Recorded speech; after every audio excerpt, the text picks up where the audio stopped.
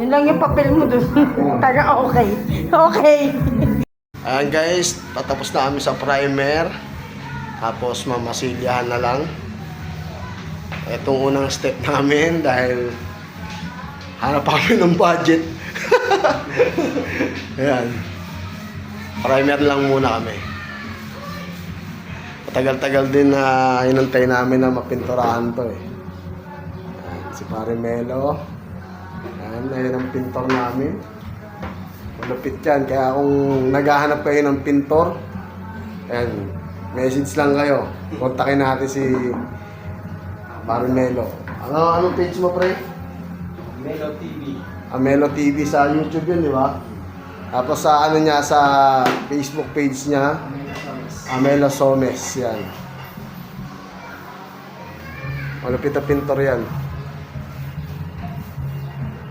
Alright. Kahit pa paano, lumiwanag na rin yung bahay. Matagal na walang ano eh, matagal na walang kulay talaga. Ayan si Step, ang stepstone. Tatapos na. Pasilya na lang yan. Liwanag na oh. Cutting na lang, cutting. Ano lang yan, yung dati yung ilaw ko na yan, halos kulang, kala mo mahina talaga. Kasi 5 watts lang talaga yan mga ilaw ko.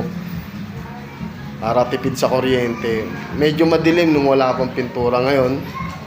Nung nakakulayan na ng flat, eh maliwanag na. Siyempre, ang gamit natin ay, saan ba yun? Davies. Davies.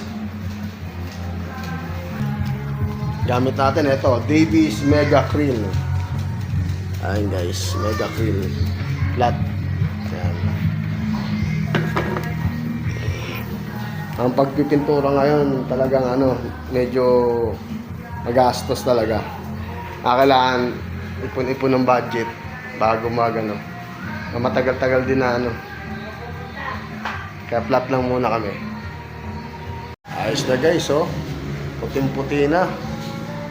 Maliwanag na. Magulo na lang yung bahay namin. Linis pa, linis. Alright. So, paano guys? Thank you. Thank you rin sa pintor natin. Kay Melo Somes. Peace out. Ayan guys, kung naghahanap kayo ng flat, ito ang Davies Mega Acryl Davies flat. Click mo lang ang basket. Ano yan?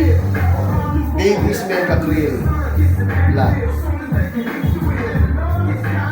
Kailangan niya isang